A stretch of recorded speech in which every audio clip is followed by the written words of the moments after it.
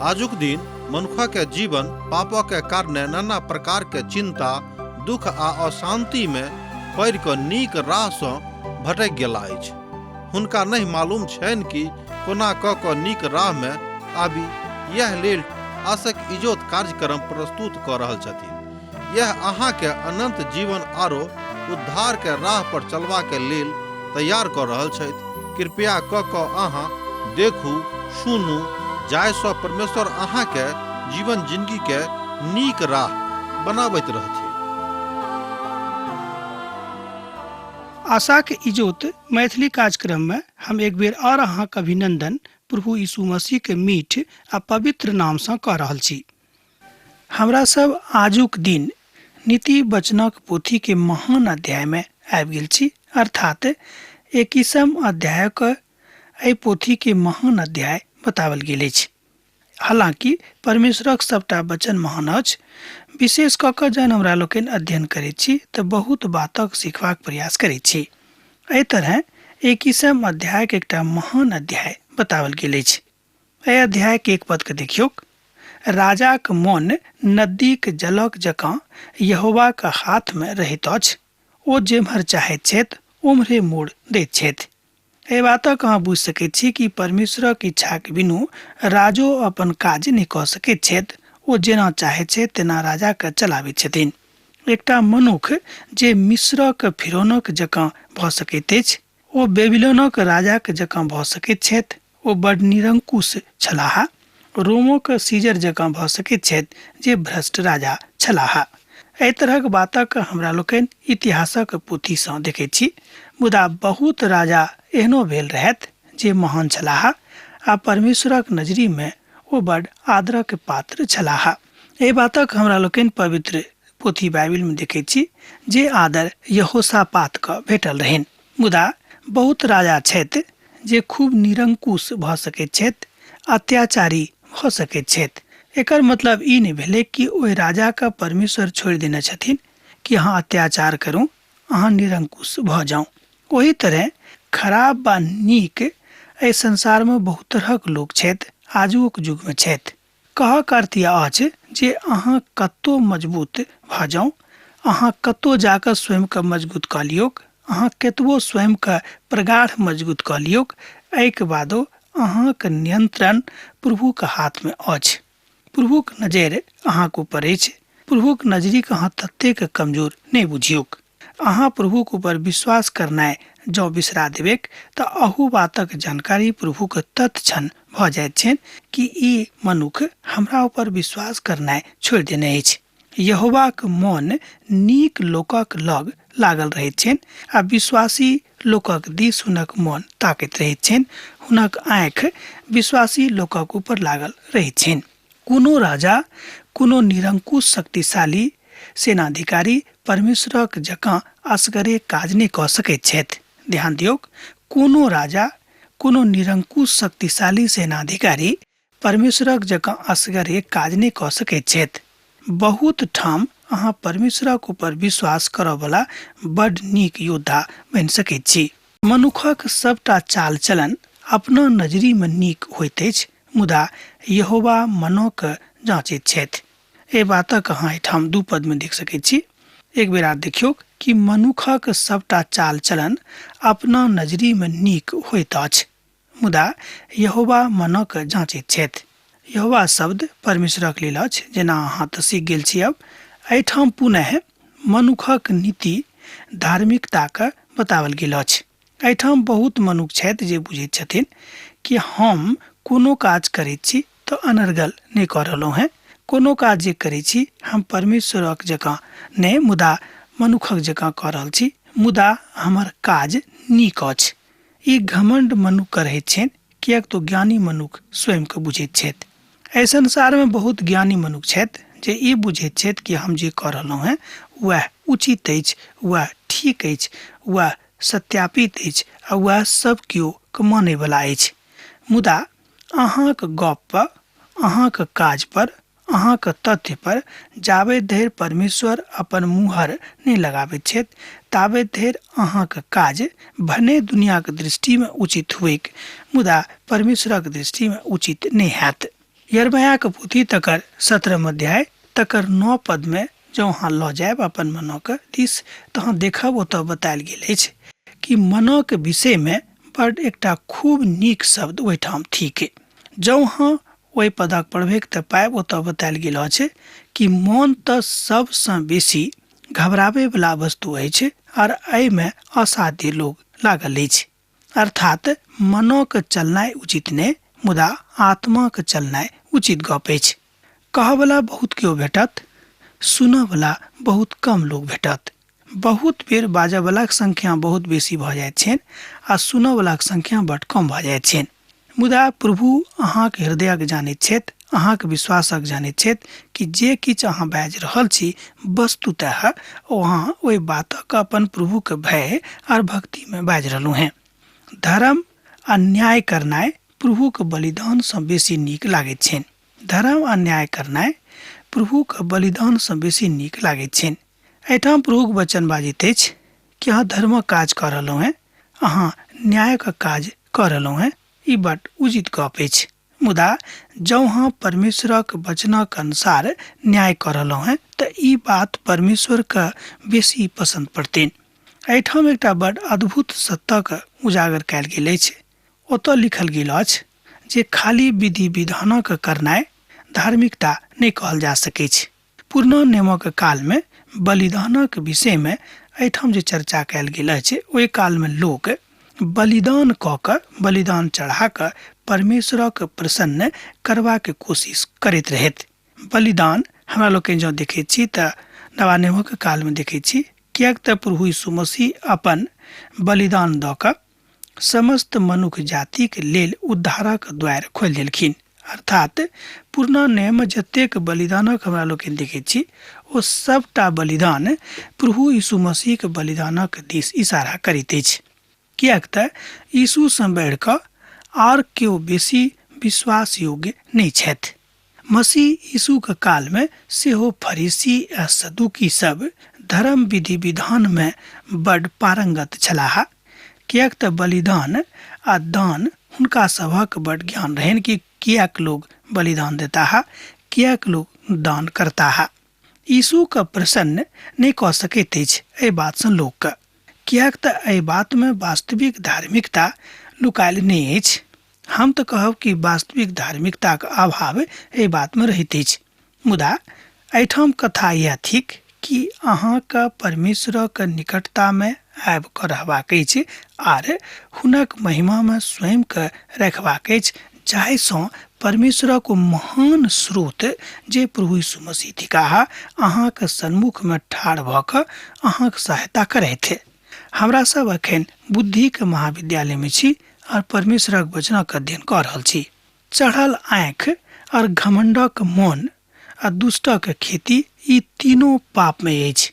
पद 4 में एहि बातक परमेश्वरक पवित्र वचन कहैत अछि कि चढ़ल आँखि और घमंडक मन आ दुष्टक खेती ई तीनों पाप में अछि। एहि बातक एहि रीतिसँ बुझल जा सकैत छै, कारण अछि जे परमेश्वर चढ़ल आँखिके आ घमंडी मनके पसंद नहि करैत छथि। प्रभु बड्ड दयालु छथि, एहिमे कोनो संदेह नहि, मुदा ओ न्यायी सेहो छथि। हमरा सभक ई स्मरण रखबाक अछि। अर्थात मान लिअ अहाँ प्रार्थना मंडलीमे गेलहुँ हैं और किछु लोक अहाँके आँखिक ऊपर चढ़ा कऽ देखैत छथि आ ओ चाहैत छथि जे अहाँ किएक ओतऽ चलि गेलहुँ हैं, आराधना करबामे किएक अहाँ सम्मिलित भऽ गेलहुँ हैं। मुदा ई बात घमंडक दिस इशारा करैत अछि। बहुत लोकक मनमे एहि बातक घमंड रहैत छनि कि हमरा से बेसी आर केओ दोसर गोटे धर्मी पुरुष नहि छथि, धर्मी स्त्री नहि छथि। मुदा एहि बातक घमंड हमरा सब गोटेक नहि करबाक अछि, मुदा विनम्र भऽ कऽ सबके अपन प्रार्थनाक मंडलीमे सम्मिलित करबाक अछि। संत पौलुस इस्राएली राष्ट्रक बाजि रहल छथि। हमर हृदयक इच्छा यह अछि जे लोक परमेश्वरक इच्छाक अनुसार उद्धार पाबि कऽ अपन जिंदगीके प्रभुक नजरीमे परिवर्तन आ पवित्र देख कऽ बनाबैक। एहि बातक अहाँ देख सकैत छी रोमियो पोथी तकर 10 अध्याय 1 पदसँ लऽ कऽ 3 पदमे। संत पौलुस यह मंतव्य दऽ रहल छथि, यह बता रहल छथि, हुनक मंतव्य सेहो यह छनि आ जहन ओ अपन धार्मिक बातक बताबैत छथि तऽ लोकक बता रहल छथि कि अहाँके प्रभु यीशु मसीहमे स्वयंके मजबूत करबाक अछि, किएक तऽ परमेश्वरक नजरिमे पाप अछि जँ अहाँ घमण्डी छी। प्रभुक नजरिमे पाप अछि जँ अहाँ केकरो नजर चढ़ा कऽ ताकैत छी। मनुखक धार्मिकता प्रभुक नजरिमे पाप अछि, पाप भऽ सकैत छै, से बात नहि पाप अछि। काम काजीके कल्पनासँ खाली लाभे होइत अछि, मुदा उतावलापनसँ खाली घाटा होइत अछि। एहिठाम जे धन झूठाक द्वारा भेटल हुएक ओ विचारसँ उड़ि जाइत अछि वा उड़यवला अछि, तहन ओहि बातक खोजनिहार कतऽ जाइत अछि तऽ मृत्युके प्राप्त होइत अछि। एहि बातक सत्यापन अहाँ कऽ सकैत छी एहिठाम 5 पदसँ लऽ कऽ 7 पदमे। 7 पदके हमरा संगे देखियौ। आ जे उपद्रव दुष्ट लोक करैत छथि ओहि बातसँ हुनके विनाश होइत छनि। ध्यान दियौ। आ जे उपद्रव दुष्ट लोक करैत छथि ओहि बातसँ हुनके विनाश होइत छनि, किएक तऽ ओ न्यायक काज करलासँ इनकार करैत छथि। परमेश्वर धनिक लोकक सेहो प्रयोग कऽ सकैत छथि। जँ हुनक धन बड्ड उचित रीतिसँ कमायल गेल छनि तहन धनिक भेनाइ कोनो पाप नहि भेल। मूल बात अछि जे धन कोनो रीतिसँ कमाओल गेल अछि, अर्थात अहाँक लग जे धन अछि तकरा अहाँ कोन रीतिसँ कमौने छी। आ जँ धनिक अपन धनक अनुचित रीतिसँ कमौने छथि तहन प्रभु परमेश्वर एहि बातक लऽ कऽ हुनकासँ प्रेम नहि करताह आ नहि ओ हुनक धनक प्रयोग कऽ सकैत छथि। धार्मिक सभामे आबि सकैत छी, मुदा अहाँके अनुभव ई रहबाक चाही कि एहिठाम पवित्र लोक छथि और अहूँके पवित्रताके साथ व्यवहार ओतऽ करबाक अछि। यह बात परमेश्वरक पवित्र वचन हमरा सबके सिखा रहल छथि। हमरा सब परमेश्वरक महाविद्यालयमे सम्मिलित छी। परमेश्वर चाहैत छथि जे अहाँ धनिक भऽ जाउ, मुदा अनुचित रीतिसँ कमायल धनसँ धनिक नहि बनू। एक बेर आर ध्यान दियौ। परमेश्वर चाहैत छथि कि अहाँ धनिक भऽ जाउ, मुदा अनुचित रीतिसँ धन कमा कऽ अहाँ धनी नहि बनू। पापसँ लादल मनुखक बाट बड्ड टेढ़ होइत अछि, मुदा जे पवित्र छथि हुनक कर्म सोझ होइत छनि। एहि बातक अहाँ एहिठाम देख सकैत छी पद 8 में। एहि बातक दोसर रीतिसँ बाजल जा सकैत छै जे दुष्ट लोकक बाट पापसँ भरल रहैत अछि, किएक तऽ दोखी मनुख बड्ड दुष्ट होइत छथि। आ जँ अहाँ परमेश्वरक संगे ठीक छी तऽ ई बात मनुखक जिन्दगीमे काज करैत अछि। पैघ नमहर आ चौड़ा बाड़ीमे झगड़ा करयवाली पत्नीक संग रहनाइ सँ नीक होइत अछि जे घरक कोनेमे रहनाइ उचित अछि।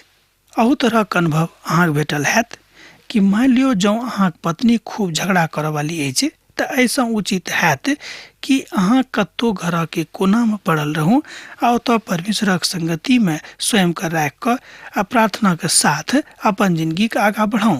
ऐसे नहि कि अहाँ पत्नीक संगे बैस कऽ झगड़ा करू आ लोग ई बुझे कि देखियौ दुनू कतेक झगड़ा करैत छथि। एहि बातसँ अहूँके घाटा हैत। एहि बातसँ अहाँके आत्मिक जिन्दगी सेहो नष्ट हैत। एहि बातसँ अहाँके वैवाहिक जिन्दगी सेहो नष्ट भऽ जायत। विवाह कऽ कऽ झगड़ा करनाइ उचित नहीं अछि। दोसर गपमे विवाह एहन स्त्रीसँ नहि करू जे स्त्री झगड़ालू अछि। पत्नीक संग रहनाइ उचित अछि, मुदा झगड़ा करनाइ कहियो उचित नहीं अछि। हमरा सब देखलहुँ हँ अय्यूबक पत्नीके।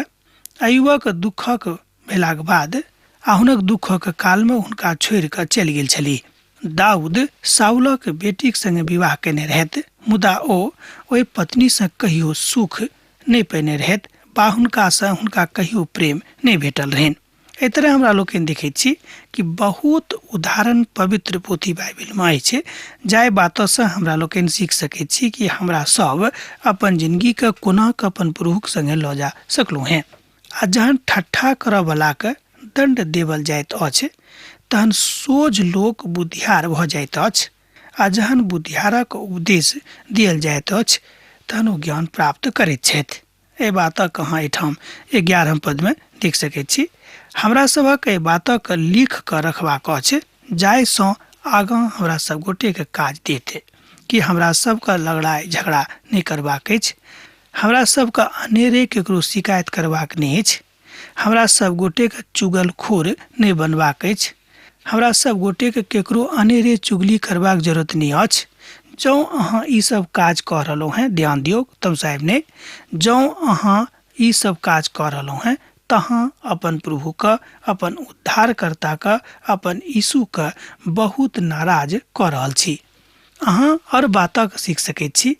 आ जे गरीबक दोहाई के ऊपर कान नहीं दैत छथि ओ अपने शोर पाड़त आ हुनक सुनल जैतेक।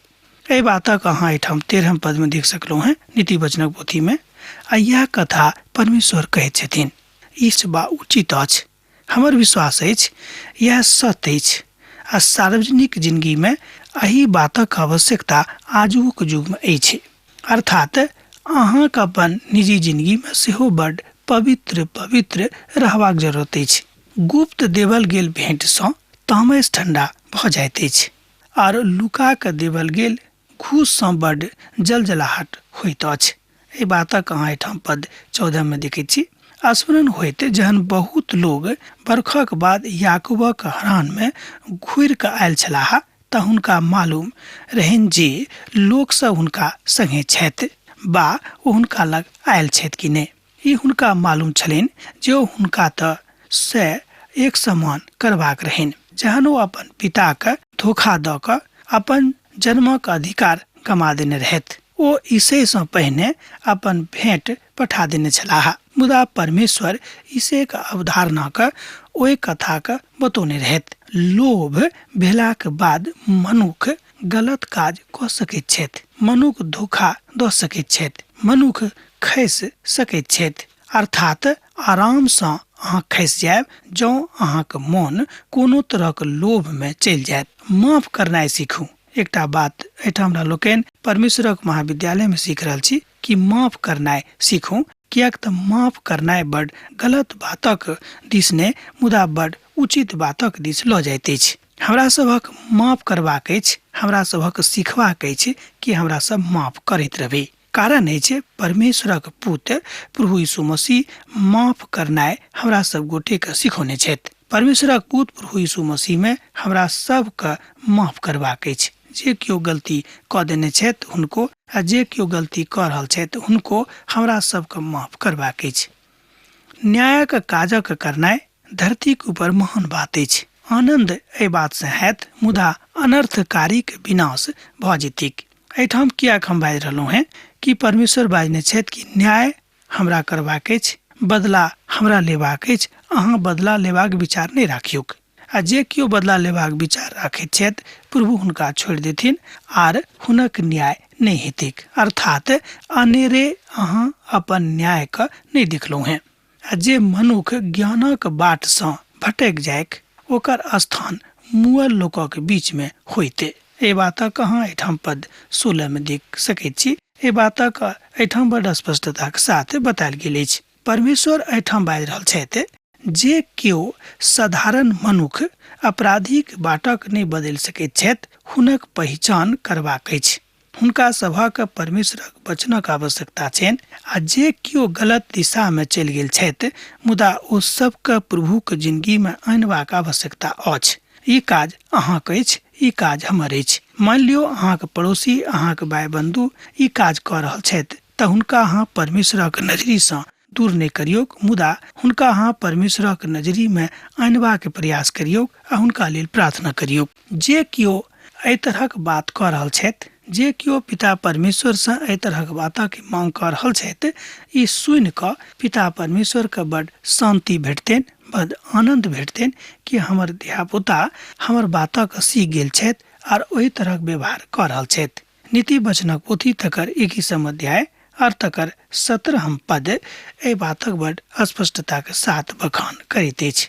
हमरा सभक परंपरावादी समाज में मनोरंजनक बड़ महत्वपूर्ण स्थान अछि आ लोक सब तरह तरह मनोरंजन करैत छथि। हम ई नहीं कहै छी कि मनोरंजन करनाइ उचित गप नहीं थिक, मुदा जाय बात सँ प्रभुक तकलीफ होइत छनि से बात अहाँ नहीं करब। कियाक तऽ मनोरंजन करे में हमरा लोकनि बहुत बेर जेना पहिनहियो बाजने छलहुँ हैं कि मदिरा पान करैत छी और तरह तरहक अनुचित काज करनाइ आरंभ कऽ दैत छी। लोक पूछत कि यौ अहाँ किया ई कऽ रहलहुँ हैं तऽ अहाँ कहबै जे हम मनोरंजन कऽ रहल छी। एहि तरहक मनोरंजन से प्रभु के बड्ड नारुष्ट अहाँ कऽ रहल छी। एहि तरहक मनोरंजन से अहाँ प्रभु से अलग भऽ रहल छी। एहि तरहक मनोरंजन से अहाँ अपन उद्धारकर्ता अपन यीशु मसीह के नारुष्ट कऽ रहल छी, जे उचित कोनो रीति से नहीं अछि। दुष्ट लोक धर्मी के छुड़ौती रहैत अछि आ विश्वासघाती सोझ लोकक कारणे दंड भोगैत अछि। एहि बातक अहाँ एहिठाम देख सकैत छी पद 18 में। हमरा संगे एहि पदक एक बेर आर देखियो कि दुष्ट लोग धर्मी के छुड़ौती ठहरैत अछि आ विश्वासघाती सोझ लोकक कारणे दंड भोगैत अछि। एहि बातक एहिठाम बतायल गेल अछि नीति वचनक पोथी तकर 21 अध्याय और तकर 18 पद में। हमरा सब देखे छी कि बहुत बेर मदिरा पान कऽ कऽ स्वयं का अपन जिंदगी के बर्बाद करैत रहे छी, जे प्रभु के पसंद नहीं छनि। अहूँ के यह काज करबाक अछि, अहूँ के यह बात बुझबाक अछि। न्याय तऽ जे संज्ञा अछि, न्याय करऽ वाला परमेश्वर छथि आ जे केओ न्याय अपन हाथ में लऽ लैत छथिन, एकर मतलब यह भेलै कि परमेश्वरक काज के अपन हाथ में लऽ लेने छथि। तैं न्याय के संज्ञा अहाँ दऽ दै छी ओहि बातक, मुदा अहाँ परमेश्वरक जकाँ न्याय कहियो नहीं कऽ सकलहुँ हैं। बहुत बेर मनुष्य ही सोचैत छथि कि हम जे कऽ रहल छी वह उचित अछि, मुदा परमेश्वर के ज्ञान यह कहैत अछि कि जे किछु परमेश्वर कऽ रहल छथि वह उचित अछि आ जे हमरा सब कऽ रहल छी से उचित नहीं अछि। यह बातक आजुक दिन एहिठाम हमरा सब गोटे के सिखबाक अछि। अब आजुक लोग एहि बातक सीखक कोशिश नहीं करैत छथि, किएक तऽ बुद्धियार शूरवीर जे छथि ओ प्रभुक नजरी में बनल रहैत छथि। एहिठाम बुद्धियार शब्द जे हम बाजलहुँ हैं ओ प्रभुक वचनक अनुसार चलऽ वाला लोकक लेल बतायल गेल अछि। शूरवीर हुनके कहल गेल छनि जे परमेश्वरक राजा के बढ़ोतरी के लेल काज कऽ रहल छथि, अर्थात नगरी के रखवाला हुनके कहल गेल छनि जे यीशु मसीह के आज्ञा के अनुसार अपन गामक लेल अपन समाजक लेल काज कऽ रहल छथि, प्रार्थना कऽ रहल छथि। हुनक बलक ऊपर ध्यान नहीं दियौ, किएक तो प्रभुक संगे छथि आ हुनक बल बहुत बहुत बेसी छनि। जतेक अहाँ देखैत छी, जतेक अहाँ सोचैत छी, ओहिसँ बहुत बहुत बढ़ि कऽ छनि, किएक तऽ हुनक भरोसा हुनक परमेश्वरक ऊपर छनि। प्रभु अहाँक संगे रहत, यह हमर इच्छा अछि।